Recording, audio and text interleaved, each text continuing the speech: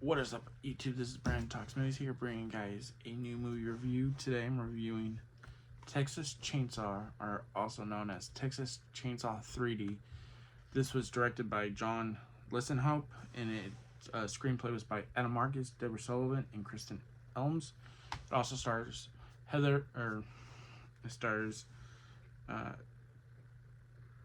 Alexander Daddario, Dan Yeager, Trey Songz, and Tanya Ramone. And it is a direct sequel to the 1974 Texas Chainsaw Massacre, detailing the events of what happens at the end of the first film and directly going into I think it's supposed to be 20 years later, though it's actually technically 40, I guess, considering there's a scene in the film that just tells you, oh, it's this long, but doesn't add in with the age of the main actress. But we'll get into that. So this is a movie that was very was disliked. It is considered one of the worst of the franchise. I don't think it's the worst. It's definitely at the bottom, but there's some entertainment to this film. I'm not gonna lie. But man, I just read there was an article that Adam Marcus and his wife, who had story credit to this film, had a story pitch throughout the film. They were writing ideas. They had a 2-page outline. The producer took it from them, and it just and then there's the producer tried to get them fired, and then he got a bunch of these drafts together of Frankenstein, these scripts, and he got a director on board, John Hesenkamp, who directed Takers, which even in the behind the scenes, he says he's never directed a horror film before. So this was something new for him. And just reading into, because I think their script was originally titled Leatherface 3D or something like that, which before the 2017 prequel ended up coming, which that would have been we've had 2 movies titled Leatherface, but just reading their thing, it was definitely so much better. It has the 3D stuff, but it's much more, I think, character driven, or at least more likable characters. You don't have the stupid things in the movie, like the cheating on the boyfriend girlfriend stuff. No do your thing, cuz it still has the anti-hero for Leatherface, but it makes more sense for the story they were telling in that. And it was supposed to be more blood. It was supposed to be a $20 million budget. Now, according, I looked up, it is still a $20 million budget, but apparently the producer could get 8. And then I don't know how it ended up still being $20 million if the studio didn't want to do it. And they needed to find, so it's kind of interesting that the producer was only able to find 8, and it still ended up costing them $20 million. And we ended up getting a less interesting film. And it's interesting because Adam Marcus is the guy who wrote, I believe he wrote and directed Freddy Goes to Hell, which I think is one of the most unique of that franchise. It's very weird and different, and it is also considered one of the worst in that franchise. I don't think it's that bad. It is entertaining, it is gory, it is at that point you had to do something a little different, a little risky, because look what happened with Jason Goes to Manhattan. And it at some point you have to do something a little different, and I get it, that's not what you're going in for, but sometimes they do have to do that to get. But obviously I don't think it did box office well, so I'm not saying it did well, but the idea is there. And just the thoughts of him saying there's a carnival sequence that was going to be bloody as hell, just crazy, and the way they were using the 3D would have made sense. Like the body pieces would definitely went on to characters and stuff like that. Something that why then they tried doing. But yeah, so that's kind of some of the producer, I believe, is um Carl Mazzocone, which they didn't in the article that it came out last year. It's an article from Bloody Disgusting, and they did not name the producer in it, so I'm assuming it is Carl Mazzone, who, and even in the behind the scenes, he was talking about the way he wanted to start was to do it like a Saw franchise where 6 films, and the studio wasn't going for that idea. And just now reading that article again, because I'm pretty sure I read that article before, just tells me it's like this producer, it was just such, and I think in the Adam Marcus and his wife were saying like they were willing to work with the studio. They understood that it's their money, they're paying for it, so he wanted to make a movie, and they really felt comfortable with Lionsgate, because I think Lionsgate was also wanting to make a good Texas Chainsaw Massacre, obviously. But when you have the producer who's just going back and forth, who didn't like the studio, I don't think, and he was just trying to get any way to be able to have his vision, or he wanted to make it seem like it was his vision going to screen, and then he decides to just get hodgepodge of all these ideas and Frankenstein them together, and he got someone else, Kristen Elms, to come and write, and then they got John to write a story, to do a rewrite, and then John Huston came on to direct. Oh man, that is what I'll say about some of the good things. I think Alexandra Daddario does a really good. I think she does a good job as the main heroine in this film, as much as she can, given this hodgepodge of a script. The dialogue is not the best, to say the least, considering that "do your thing, cuz" line, like, oh my god, especially when you're also making him an anti-hero, and then you're giving her that line to say. I'm like, no, man, you're already probably getting people frustrated about making him an anti-hero and having any sympathy towards him. But of all the characters I get of the slasher films, I guess you can make an example, like, because we don't know his backstory. We don't know, because if you watch the first one, he is treated pretty, like, he's treated like a, not a person. He's just treated like, you do what I say, kind of thing, like that. So I can see where I think Adam Marcus was saying that he was like the Frankenstein, misunderstood, bullied, but Frankenstein, yeah, and he was like bullied, and so I get for this iteration, I get that for what they were going for in this. But man, this movie is just so frustrating, because there's so many good ideas here, and some of this issues is the timeline thing. It's just the fact that they either decided not to make this 1993 just for one scene. But I think Dan Yeager does a solid job to play Leatherface. I think he tries to bring as much as he can as Gunnar Hansen. And he did say they asked him if he wanted to play Leatherface, but at that point he couldn't. So that's why I think they had a recast, which it does suck, because that would have been cool to see Gunnar Hansen back in the role. But obviously, if he couldn't do it, he didn't really have a choice in that matter. And he did really appreciate that they did offer that. So, but the new one, I think Dan Yeager did as good as a job as you can ask. I think when I first saw that, I wasn't sure how I felt about the look of the mask, or maybe even like the sweater he's wearing. But overall, I think he did the best, like I said, the best he can. Everyone else in this movie, oh my god. And I think I like the cop, the detective, but outside of him and in Alexander Daddario, there's no one you like in this movie, and it's, oh my god, it's so frustrating. Like, I don't understand. You don't like the best friend because you don't like the boyfriend at this, and the best friend, because they're both messing behind Heather's back, and it's just like, okay, how do you do that to a friend? And it's just, no, it's just like, it's so frustrating with this, with that. The hitchhikers thing is really stupid and it goes really like that, like quick.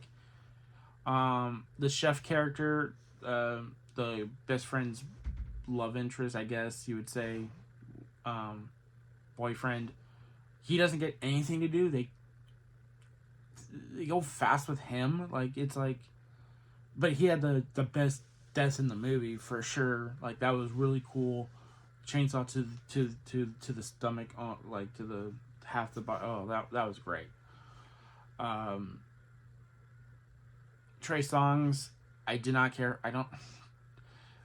The girl who played the best friend Tanya Ramon. I've seen her before and I like her, but again, they don't give these characters any. There's no depth to these characters.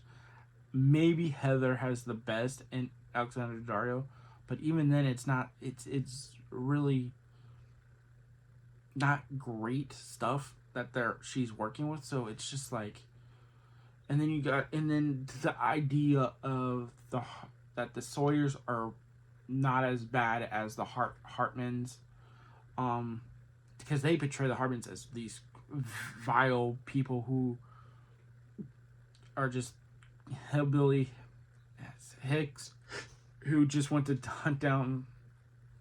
Now the reasoning for that, it wasn't really about them.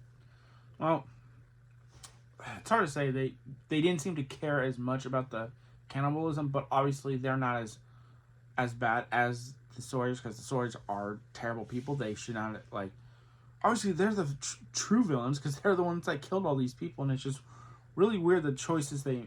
And if this was based on the script on the one that Marcus and his wife Deborah Sullivan did came out, I think maybe that works much more better and is much more coherent and just makes sense again. Like coherent just makes sense, but it doesn't here. It just, a lot of the interesting stuff they cut out make these characters not interesting. The backstory. Look, if you're gonna have you need a backstory. That makes more sense than having whatever they did here, and it's just like it's just a mess. Also it was nice to see Bill Moseley come back. Him playing Drayden Sawyer, I think he does a good job for what he can do, and for the small part, the part he's in. And they actually do a recreated scene from the first film where they have him in the background instead of the original actor. I think it's because so it just fits in with the film and not you seeing one actor and then you're seeing the original guy who plays Drayden and Jim, and you're seeing Bill Moseley. Like, wait a minute. I think they wanted to make that more especially since if people haven't seen that original film, they're going to be like, wait a minute, that doesn't look like the same guy. So I think that's probably the reason why they did that. And even Bill Moseley said that was kind of he wasn't expecting that. That was shocking to him. But I get why I get why they did that. The gore in here is okay. I think there's much more they could have done. It's because there's, especially at the carnival scene, there's a little bit more they could have done. It's like there's no way he does not. Now again, the way they, according to the original script or the what it was based on, definitely had more kills. There was much more people getting killed, so it's kind of interesting that nothing happens at the carnival, and it's just like, seriously, you had a great opportunity for at least a couple, and it's like they just. And then, the character the Trey Songz character doesn't get killed off by, a chainsaw. He gets killed in a car accident. And from what the original script was, he gets stabbed, he gets chainsawed in the stomach, and it all flies in the face of Heather, and it freaks her out. And it's just like, oh, that's what you want. It's just, I just don't get these choices. And this is honestly, I'm watching. I was listening to the commentary for John Listenkamp. I don't know if I really liked him as the choice. To me, he just felt like someone that the producer really liked. he hasn't made a film since, and it's been 10 years, so it's kind of telling, I guess, in that sense. I need to look up more information on John Leguizamo and his thing. I think there was something I heard. He kind of bitched about something. I think I heard there was an article. I think I read it, but I don't remember. But I think he bitched about the complaining of this movie and how it turned out. And there's some nods to the original with the camera. There's a scene where Leatherface takes her down to his thing, and there's the photo clicking and taking pictures of all different kind of parts in the basement or whatever it is of Leatherface's room. And they use the same music from the original film, which is really cool. But one of the biggest things in this movie, it's just the timeline thing. It's like it's a 40-year difference. Heather should be 40, or it's set in 1993. You can't have it both ways, where you have an iPhone and it's obvious. Like, all you had to do was cut that scene. And then Adam Marcus says in the article, it's like, that doesn't make. Is it 1993 or is it? Or you want Heather? Like, he pretty much said, like, it's either you get rid of Heather because she can't be, she's not 40. She doesn't look 40. Or you have to make it 1993. And he said if they said anything, they would have been, left the set if they were actually on the set. And yeah, that's just the thing. And I think there's a video where even one of the consultants of the film even admitted to something like, well, the time, and I have to go back and rewatch that part. I was trying to find it. I remember I saw it on the making of YouTube, but before I got the Blu-ray to get to the special features, because the copy I had originally did not have the features. It was just the movie, which was really weird because it's like one of those rental ones where you only get the movie and not everything else, which is so weird. But yeah, so that's the biggest thing. The dialogue, obviously, with a lot of it, is not good. Especially, do you think? Cause I'm like, what's worse, The Thing in Halloween 2018? There's no such thing as love, or no such thing as evil, only love. And I still think that's a little worse than Do Your Thing, Cuz, but it's not far behind. But yeah, this movie is just like, and the 3D, honestly, there's not, from watching it again, it's like not too many 3D shots in the movie. The main one is the him throwing the chainsaw in the carnival, and it didn't look too bad, but it's obvious, the 3D shot. But I think you kind of have to, again, this is a movie that shouldn't be, it's not going to be compared to Avatar or anything like that. So it's supposed to be like adding something, but what they wanted to do was something where it's not doing what you're typically doing with 3D or just throwing things in your face. It's supposed to add to the experience and but from watching behind the scenes, it does seem like a very difficult task, and it was a lot of time, and like it was much more harder because the cameras are slower, and they can die out and stuff like that. So it was tough using 3D on this film from what it seemed like. But yeah, this movie is just, it's not the worst. It's definitely not the best of this franchise. This is what you get equivalent of just too many cooks in the cake. The producer. This feels like the producer's doing, where he just didn't give a fuck about what Adam and Deborah wanted or listening to him, and he was trying to act like he was for them, but he just went around their backs and acting like he came up with the idea.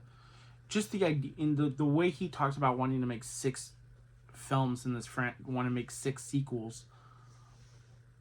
I'm believing the writers on that, not the producer, and that's just so what a what a just the way it sounds like. He sounds like a total like, I don't know what else has he's produced.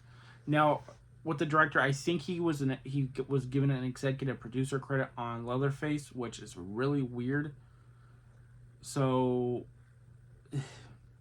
I don't understand how they're. I don't know how far along he. I think he was in the process. I think they were talking about him coming back to direct. I think I don't remember, because there had to be a reason to why he's credited with executive producer on there. I'll look. I have to look that one up because I'm not totally sure. But Texas Chainsaw 3D is a mess. It is. While you get some decent gore, you get some good kills. You see it. Andrea Daddario's is solid acting, and it's nice to, and she's not hard to look at. She, you know, but again, I think she's not given a lot to do. A lot of the characters are not. The choices they make for Kat, it just boggles my mind. This was supposed to be a direct sequel. I know, and then we got Texas Chainsaw Massacre 2022, which is a direct sequel, which the only reason that's even really it feels like a direct sequel is because they had Sally in there, and that just feels like such a that felt such like I won't even get into that. It was like Halloween 2018. That felt lazy.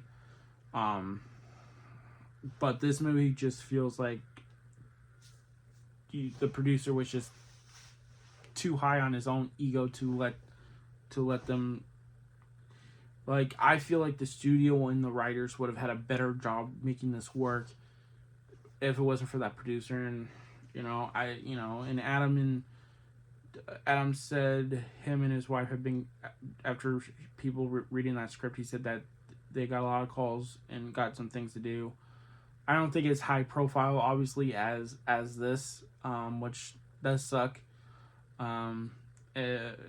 For something you were working on and you were excited about, and just to get you still get story credit, but then again, it's just like that story credit is like, well, it's some of that is what I wrote, not everything is what I wanted, because some of the things that he didn't write is the phone scene, the do your thing, cuz welcome to Texas, motherfucker. Like, okay, yeah, trying to make a Texas joke, like, what the get the hell out of here with this. And then you have it's Scott Eastwood's one of his first, I think this was his first movie. He's not that good in this movie. And again, and some of the CGI, especially the ending with the CG 3D. Now, I'll say the 3D probably worked here better than Saw 3D. But again, that, to be fair, this was like, I think Saw 3D was 2010 or I forget what year. Oh my god! But it was a different time. It was a few years later, so maybe they were able to make it work. That felt probably definitely more rushed. Also, considering that they fired David Hackle in the middle of production, right before they started filming, to bring back Kevin Gert, because they forced him. They exercised stop turn for him to come back to direct Saw 3D instead of him directing Paranormal Activity 2. So, well, we don't, but yeah, but that shows, I think, because one of the makeup says that one of the things about 3D on the effect, it takes away the realism. It brightens or very exhumes. So what looks real ill starts to look less real when you're doing so many close-ups and just, yeah, and that's, I think makes the blood doesn't look as good. Now with Saw, I don't know what they did with that, but anyway, so that's my review of Texas Chainsaw 3D. This is disappointing, but it still has entertainment value. I think it's fun just to throw on and just like to just see what could have been, or interesting ideas, but just they didn't take advantage. And again, only one character I really like in this movie, and it's not much. It just sucks because sometimes you do want likable characters or make your characters interesting, Even if they're like if you don't like those characters, make them interesting. They didn't do anything interesting with these characters, and it's just, you know, it is what it is. So ultimately, I give Texas Chainsaw Massacre a 1.5 out of 5. It's just, there's some good things, and I wanted to give this a 2 out of 5, but I don't think the kills are there enough to really even to make up for the stuff that they just butchered, or just like just decided just that they, yeah, just not there. So let me know what you guys thought. This is Brandon at the Movies, signing off.